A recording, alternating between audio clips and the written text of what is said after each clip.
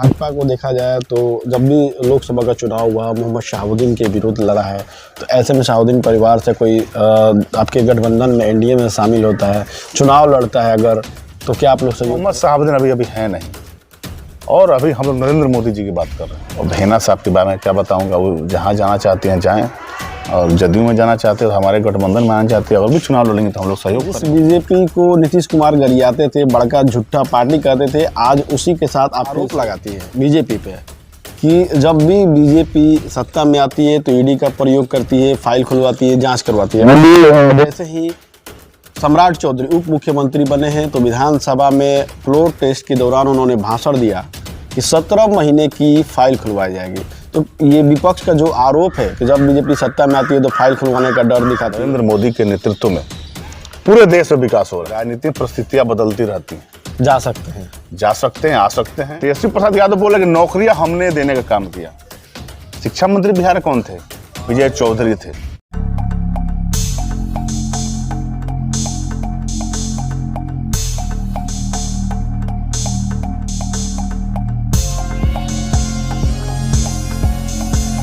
दमा, फेफड़ा cancer, TB आदि से है परेशान तो Iman TB chest and heart care clinic है एक बेहतर समाधान। संपर्क करें डॉक्टर आजाद आलम से, centre point, Chakiya road, Siwan.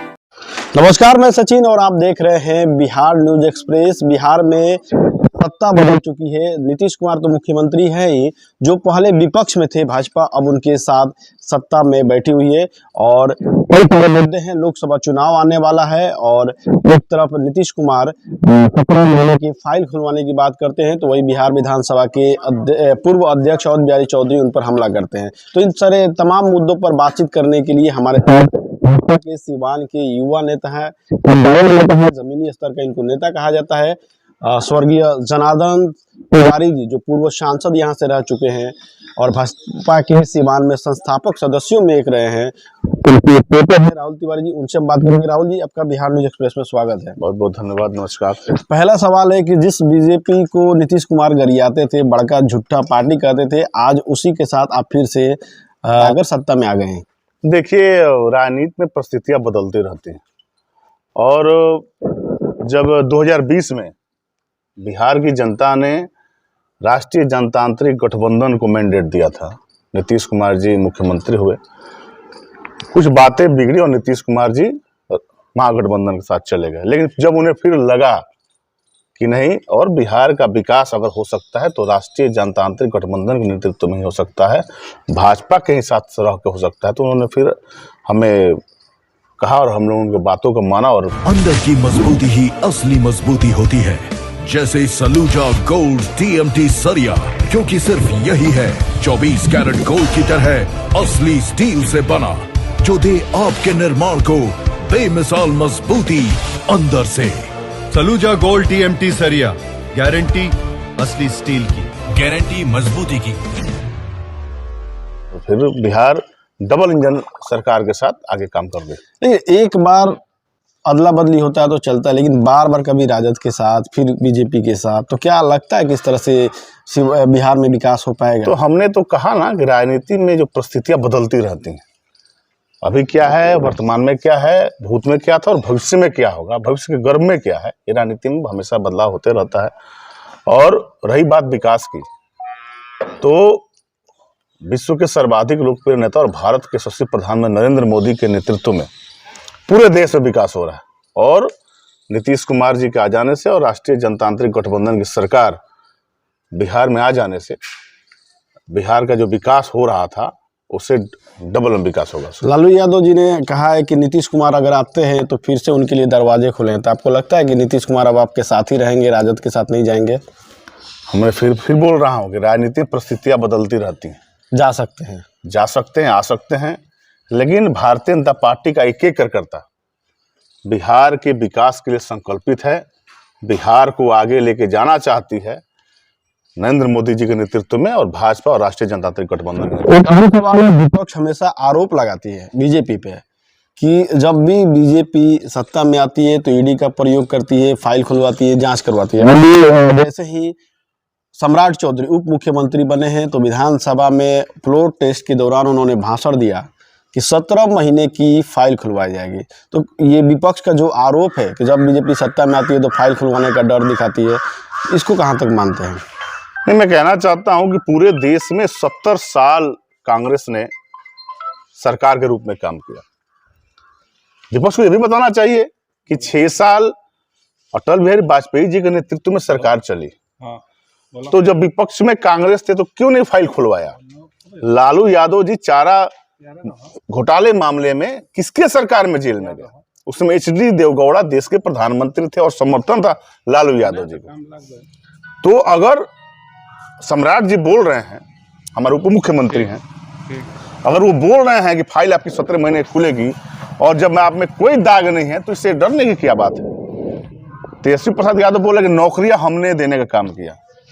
शिक्षा मंत्री बिहार में कौन थे? विजय चौधरी थे। और नीतीश कुमार जी ने जो नियोजित शिक्षक का जो बहाल किया था, आज उनका मानधन देखिए कैसे बढ़ रहा है।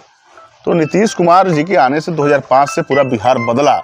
और जो आरोप लगा रहे हैं 17 महीने का फाइल खुलवाएंगे ED और CD का, तो ये बताएं, आज हमारा 10 वर्ष हो गया। 2014 में देश के प्रधानमंत्री हुए नरेंद्र मोदी जी और 24 हो गया। हमारे एक मंत्री पर बता दीजिए कि कोई घोटाला का आरोप है। आप आरोप लगाइए, मैं नहीं बोल रहा, आरोप तो भी लगाइए, आरोप तक नहीं है। और यही सरकार 10 वर्ष पूर्व 2004 से 100% जॉब गारंटी के साथ नौकरी पाने का आपका सपना होगा पूरा, क्योंकि डिफेसेट एकेडमी आपको देने जा रहा है ये मौका। Associated with UGC and AICTE approved university. इस एकेडमी में MSBTE से ADIS कोर्स कराया जाता है। हमारे सभी सफल छात्र बड़ी कंपनियों में कर रहे हैं जॉब। एकेडमी में हो चुकी है नए बैच की शुरुआत, तो फिर देर क्यों, आज ही संपर्क करें। हमारा पहला ब्रांच रामराज्य मोड़ सिवान, दूसरा ब्रांच गुठनी मोड़ VIP टाइल्स के समीप स्टेशन रोड मैरवा और तीसरा ब्रांच कमल मार्केट भगवान बाजार छपरा है। 2004 से 2014 के बीच में देश के प्रधानमंत्री मनमोहन सिंह थे और 12 लाख करोड़ का घोटाला हुआ, उनकी सरकार थी। और जिसमें नेम्ड FIR देश का प्रधानमंत्री ये मनमोहन सिंह जी भी थे। फाइल खुलेगी, जांच होगी? फाइल खुलेगी, जांच होगी, निर्दोष होंगे तो बरी होंगे। तो मुख्यमंत्री तो आपके नीतीश कुमार ही थे उस वक्त, क्योंकि बिहार विधानसभा के जो पूर्व अध्यक्ष अटल बिहारी चौधरी ने ये कहा है कि 17 महीने में जो मुख्यमंत्री थे नीतीश कुमार ही थे, और कोई भी फाइल अगर तब तक वो फ्लोर पे नहीं आती है, धरातल पे नहीं आती है, जब तक उस पर मुख्यमंत्री का साइन नहीं होता। तो पूरी तरफ से मुख्यमंत्री भी तो इसमें जिम्मेदार है, और उसी मुख्यमंत्री के साथ आप भी हैं। हम बोल रहे हैं कि राष्ट्रीय जनतांत्रिक गठबंधन का नारा है सुशासन के साथ विकास। मुख्यमंत्री नीतीश कुमार जी कह रहे हैं कि कम्युनलिज्म, करप्शन से कोई समझौता नहीं करेंगे, क्राइम से कोई समझौता नहीं करेंगे, करप्शन से कोई समझौता नहीं करेंगे। अगर 17 महीने में अगर घोटाला हुआ होगा तो नीतीश कुमार जी, अगर उसमें नीतीश कुमार जी भी दोषी होंगे तो नीतीश कुमार उसको स्वीकार करेंगे, क्योंकि ये जो सरकार है न्याय के साथ विकास को आगे लेके जाने का काम करना चाहती है। अगर इस फाइल में जो भी लोग इसमें शामिल होंगे वो जेल जाएंगे। सिवान लोकसभा चुनाव की बात करें, क्या लगता है अब तो जदयू के साथ गठबंधन हो गया, तो किसके सीट खाते में सीट जाएगी? भाजपा? देखिए, ये तो संसदीय बोर्ड फैसला करती है, लेकिन मुझे जहां तक मानना है कि पूरे देश में प्रत्येक लोकसभा में नरेंद्र मोदी चुनाव लड़ रहे हैं, क्योंकि नरेंद्र मोदी के प्रति देश की जनता को आस्था है और नरेंद्र मोदी जी को पुनः प्रधानमंत्री के रूप में भारत की जनता देखना चाहती है। भोपाल में तो कुछ हाईकोर्ट के विधायक जी हैं, अमरिंदर पांडे और पप्पू पांडे दावेदारी कर रहे हैं सिवान लोकसभा सीट से। क्या लगता है कि वो आएंगे तो चुनाव जीतेंगे? देखिए, इसके पहले 2014 में ओम प्रकाश यादव जी यहाँ सांसद के रूप में चुने गए। 2019 में ये सीट गठबंधन को चला गया और श्रीमती कविता सिंह जी यहाँ सांसद हुई। भारतीय जनता पार्टी का एक एक कार्यकर्ता चुनाव में लगा और कविता सिंह जी को चुनाव जिताने का कार्य किया, क्योंकि हमें देश को देखना है। तो भाजपा जदयू से नहीं, अगर भाजपा से और जदयू से कोई भी प्रत्याशी, मैं अमरिंदर पांडे जी, पप्पू पांडे जी के बारे में नहीं बोल रहा, जेडीयू से कोई भी प्रत्याशी अगर गठबंधन में जाता है तो भाजपा के एक कार्यकर्ता उसको चुनाव जिताने का काम करेगा। पूर्व स्वास्थ्य मंत्री मंगल पांडे जी भी लगे हुए थे यहाँ से चुनाव लड़ने की, काफी जोर शोर से तैयारियां भी चल रही थी, हर एक कार्यक्रम अटेंड कर रहे थे। तो क्या लगता है उनको भी टिकट मिल सकता है?